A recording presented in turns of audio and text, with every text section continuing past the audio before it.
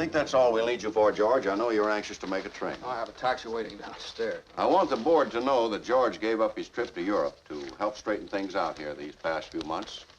Good luck to you at school, George. Good luck, George. Good luck. And now we come to the real purpose of this meeting, to appoint a successor to our dear friend, Peter Bailey. Mr. Chairman, I'd like to get to my real purpose. Wait just a minute now. Wait for what?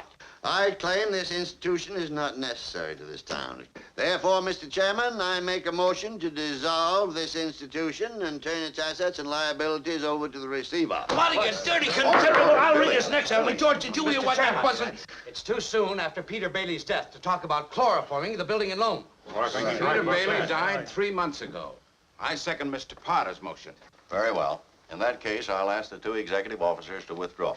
But before you go, I'm sure the whole board wishes to express its deep sorrow at the passing of Peter Bailey. Thank you.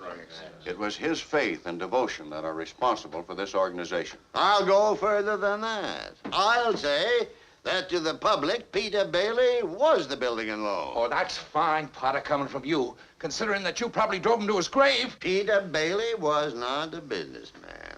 That's what killed him. Oh, I don't mean any disrespect to him, God rest his soul. He was a man of high ideals, so-called. But ideals without common sense can ruin this town. Now, you take this loan here to Ernie Bishop. You know, that fellow that sits around all day on his brains in his taxi, you know.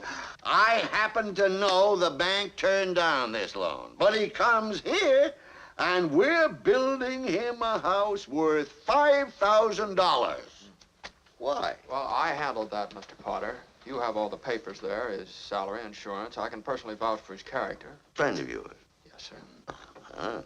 You see, if you shoot pool with some employee here, you can come and borrow money.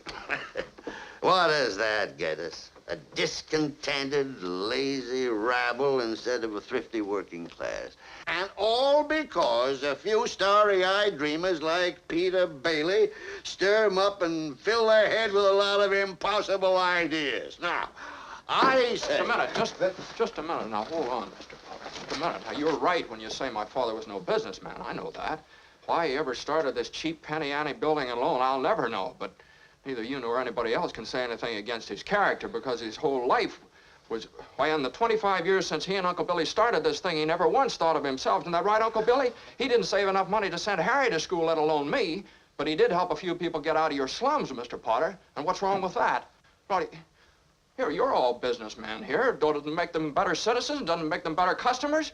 You said that what'd you say just a minute ago? They had to wait and save their money before they even thought of a decent home? Wait for what?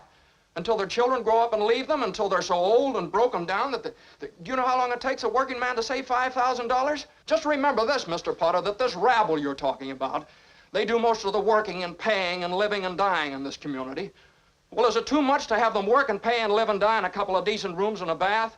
Anyway, my father didn't think so. People were human beings to him, but to you, a warped, frustrated old man, they're cattle.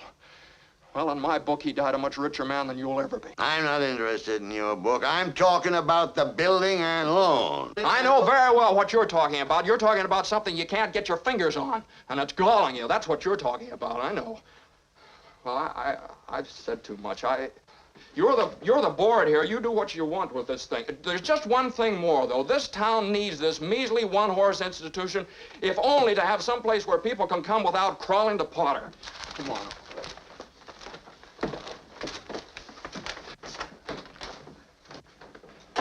Sentimental hogwash. I want my motion acted on. Boy, oh boy, that was telling George, oh boy, you shut his big mouth. You should have heard him. What happened? We heard a lot of yelling. Well, we're being voted out of business after 25 years. Oh. Easy come, easy go. Here it is, help wanted, female. You still want me to hang around, George?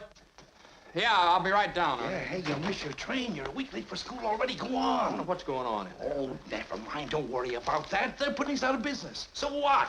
I can get another job. I'm only 55. 56. Go on. Hey, look, you gave up your boat trip. Now you don't want to miss college, too, do you? George, they voted Potter down. They want to keep it going. Come You did it, George. You did it. They got one condition. Only one condition. What's that? And that's the best part of it. They've appointed George here as executive secretary to take his father's place. Oh, no, but Uncle Billy is... You can keep him on, that's all right. As secretary, you can hire anyone you like. Dr. Cameron, now let's get this thing straight. I'm leaving right now. I'm going to school. This is my last chance. Uncle Billy here, he's your man. But, George, they'll vote with Potter otherwise. I know. He didn't go. That's right. Not only that, but he gave his school money to his brother Harry and sent him to college.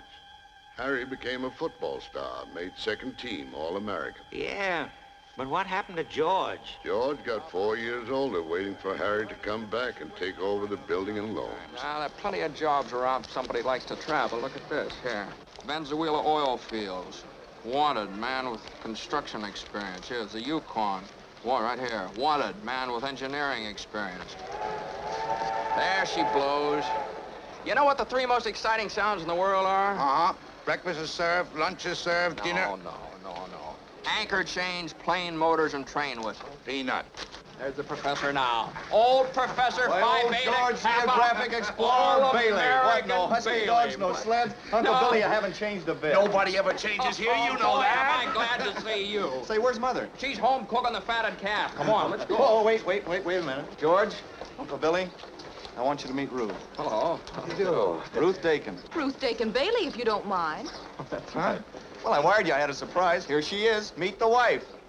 Oh, what do you know? Wife. How do you do? How do you Congratulations. What am I doing? Congratulations. Come then, Harry, you They're said married, you these can't two. think of... Why don't you tell Oh, somebody? yes, Daddy, I can't wait to Nobody see tells everybody's me eyes. anything. Oh, you really married? Why, yeah. Hey, what's a pretty girl like you doing marrying this two-headed brother of mine? Well, I'll tell you, it's purely mercenary. My father offered him a job. Oh, he got you in the job. Well, Harry's come running over. George, about that job. Bruce spoke out of turn. I never said I'd take it. You've been holding the bag here for 4 years, and... Well, I won't let you down, George. I would like to... Well, wait a minute. I forgot the bags. I'll be right back. Surprise to me. This is the new Mrs. Bailey, my nephew's wife. How do you do? Old friend of the Bailey. Really? Oh, what are their names? Let's see. Now, Just call in here now. We're taking her home. And I want to tell you that we're going to give the biggest party this town ever saw. I want you to come and Harry, I'll be right here. Will you hear George, that's all Harry ever talks about. Ruth, what about this job? Oh, well, my father owns a glass factory in Buffalo. He wants to get Harry started in the research business. Well, is it a good job? Oh, yes, very. Not much money, but good future, you know. Yeah. Harry's a genius at research. My father just fell in love with him. You did, too.